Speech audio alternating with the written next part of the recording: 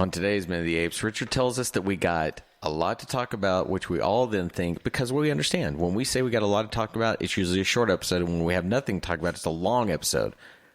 So we're on the clock. You tell us, short or long? You got 10 minutes? Stay tuned.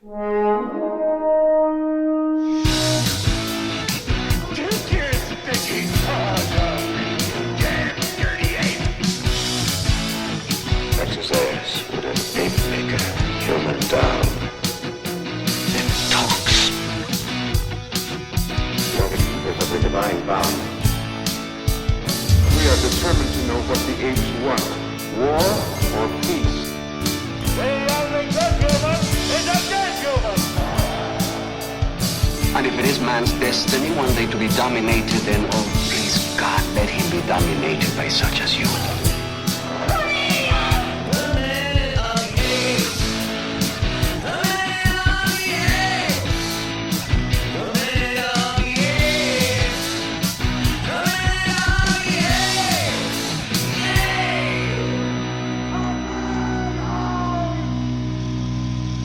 Hello and welcome to Minute of the Apes Daily Podcast, where we break down every minute of the Planet of the Apes movies 1 minute at a time. That was Richard. I'm Todd. And wait, I'm Sean. Oh, there he is. Hey. Sean's here with us. What was that?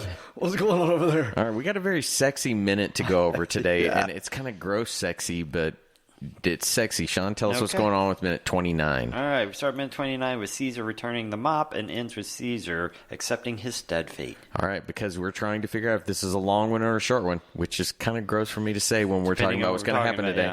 Yeah. No joking around. Here it comes. Minute 29 of Conquest of the Planet of the Apes.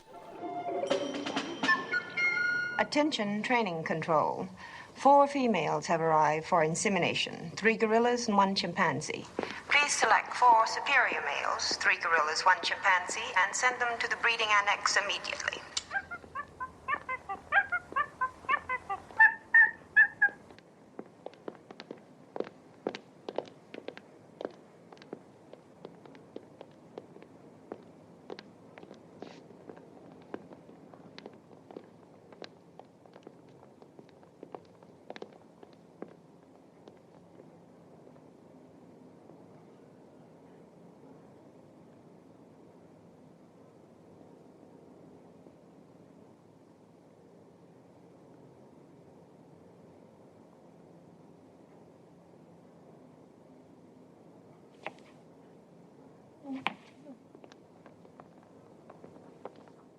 As minute 29, we have a courtyard's worth of gorillas, chimpanzees, orangutans, imported apes, Caesar, and a planet's worth of humans.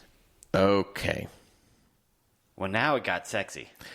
We finished the mop scene. Do we need to talk about the mop scene? No, anymore? we're done. Okay, no. We're done mopping. We jump to a woman in white on a stark wall with what appears to be an intercom, but she's also holding a phone handle that doesn't have any cord attached. Did it not? No, it doesn't have any cord attached. Well, so it's supposed to be. It's wireless. It's supposed to be a microphone. Oh, okay. Right. But they found this wall mount intercom system that has a place for a handle to go on, and what they did to make it look futuristic is they took out the cord. You can even see the little plug at the bottom of the phone handle that's supposed to have a cord in it. Yeah, it's bad. Okay, right away. It's bad. We've had ominous Big Brother voice going on through this whole movie, and I'm cool with the idea that you now have a woman's voice in there. Why did we need to see this woman? Why is she? She's talking about sex. Okay, so that's just it. There's some pieces that Dane writes that are missing. Okay. In the shot. Well, I don't mean missing, but I'm just saying things that when they talk about the training facility, the stuff we wanted. So this person to describe it is a geneticist. Okay. No clue this person was a geneticist. Not wearing a white lab coat? No. It was originally supposed to be he wears a white sterilized uniform. Thank you. Speaks into a microphone. Attention training control. 4 females have arrived for insemination. 3 gorillas, 1 chimpanzee. Please select 4 superior males, 3 gorillas, 1 chimpanzee, and send them to the breeding annex immediately. So we were supposed to have some type of setup that puts somebody in a lab jacket standing there. Now, I will say this based upon how this minute ends. I bet it was a conscious choice to change the geneticist from a male to a female and make her attractive, so we know about the sexy time that's about to happen. Of course. Well, I think that I think you hit it exactly. You know, there is something so cold and almost chilling were it a deep man's voice of report to insemination. bring him for Then it becomes literally we're sending the men to create further life. You put that female voice in, it's a little softer, it's less scary, and when you show her, it's less terrifying that they're bossing around. But still, it was just, it's weird that we suddenly see them. There's no reason for the cut. There's no reason for the jump. There's nothing that brings us to this moment other than just a woman on a stark wall with half of a phone handle in her hand, talking into it. She's not listed as a geneticist. We don't see a name badge, even a little name badge to let us know that she's some type of geneticist or scientist. Sheila, geneticist. Something. Yeah. Just some, or even being at a desk with an actual microphone would have given us an indication that she's back in Ape Management Control Center. What I thought, too, is that, we've already got those very cool shots that we talked about before when they first brought Caesar into the underground training area, where we're seeing the guys at the control panel kind of overseeing everything. They see the blue stuff down at, when it opened the doors. She should have been in that type of area. We should have seen that again, that they're in the workings of this. I'm just going to say this. Where did that set go? Did we only have it for 20 minutes? Yep. Because I want to reuse that set over and over and over again. Just change the furniture and restage it. It's a perfect set for these interior shots. Right. And if you're going to do an insemination program, she does not belong on her own little thing that then cuts to showing Caesar walking down the shopping center Back again. at the mall again. We're at the freaking mall walking into like a random kiosk, like it's a sunglasses hut that we're about to walk into. Well, then I found the weirdness. No, you're right. And I thought the weirdness of that it cuts to shots of 8 babies. Well, hang on. Before we get to that, let's. We have a little bit more. I think we should probably talk about. Well, I want to make the point before you both say no, but it's to the complete nature of you put a feminine voice into to soften a blow, and then you show him seeing the baby. That's where all this is like, okay, what message were you trying to send? And that's the reason I was jumping ahead to that, because you've got a softening with the female thing that we're going to inseminate. Then we show him looking at babies. It's a weird, gross cut. It's all weird.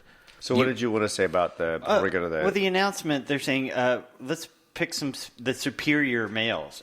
When's the announcement saying, all right, let's get the 4 inferior males in here for breeding? Aren't they all superior males that they want to breed? I mean, just based upon what she said right now, do we want to go there? Because I have a real issue with this idea that they're afraid of a talking ape.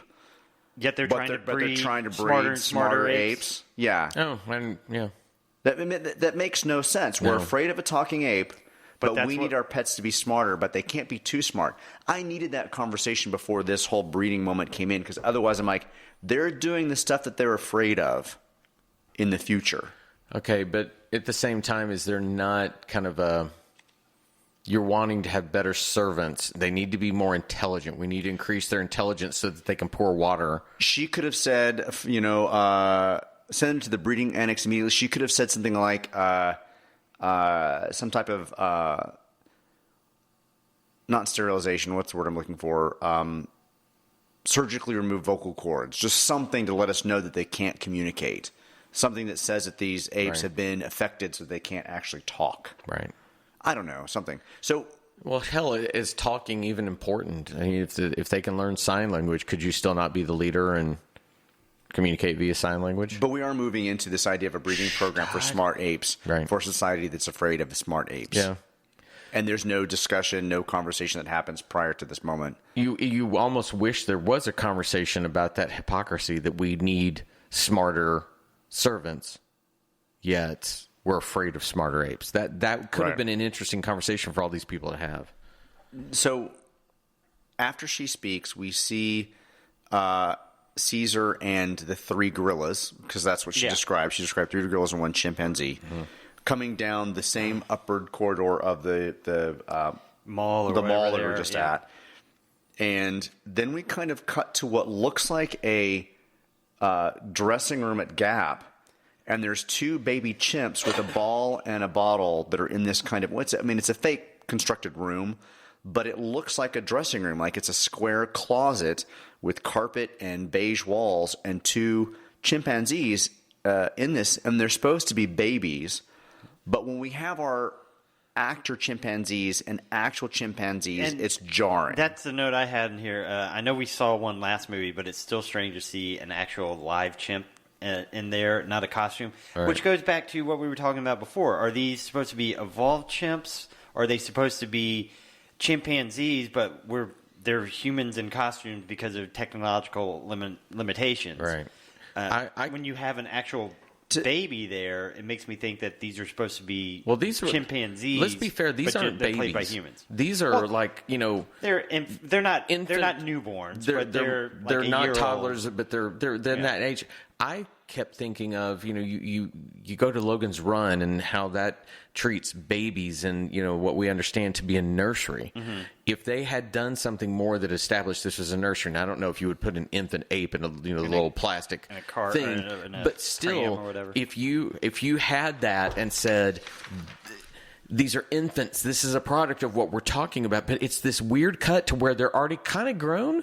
And they're already playing around and drinking a bottle. No, Dane did not describe this scenario. Okay. Dane basically said, the Caesar and three girls being marched down an open-air corridor. Caesar glances and looks over at an ape nursery. A tiny row of cribs is lined up in front of the window that he's peering into.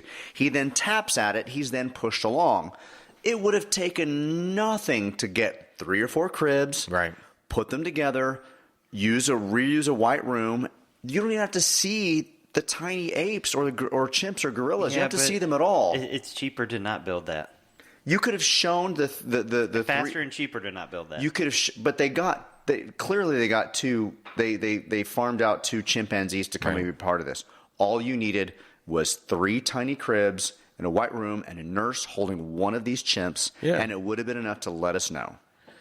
Sorry, this whole jumble of 2 chimpanzees drinking a bottle and playing with a ball that Caesar is supposed to be interacting with, and he doesn't really interact with them is weird.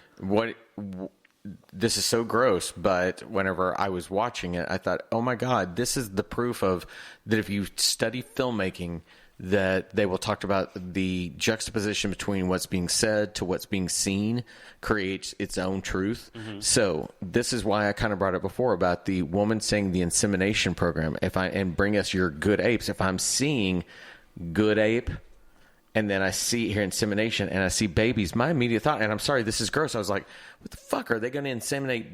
Infant apes? It's like that's what you're insinuating. If you're going to insinuate insemination, it should be that we have her saying, bring us your smart ape. We see the smart ape, and then that's when they begin to see the females. That's what should be seen, unless you're going to do a nursery.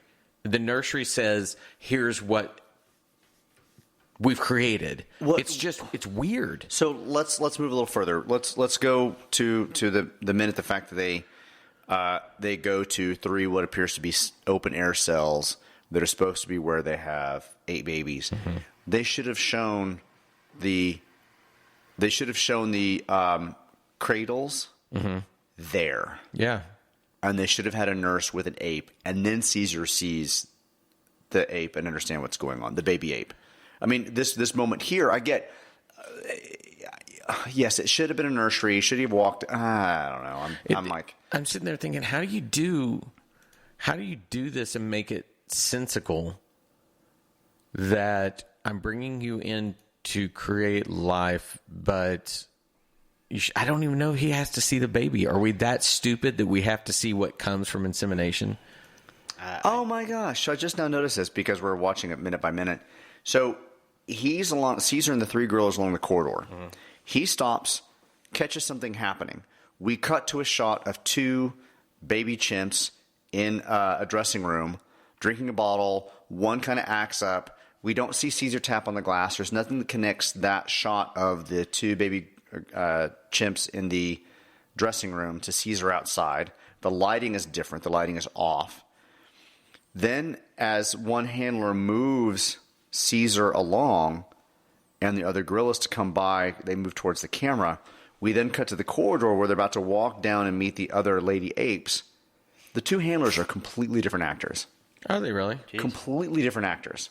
Now, you could hand that off to, I only bring you in, we but didn't you see have the to see the pass handoff. off. There was no handoff. There are two completely different actors that are now in this corridor before they're about to go get on. Okay, so they shot the exteriors on a different day than they shot the interiors. They didn't call back the same actors.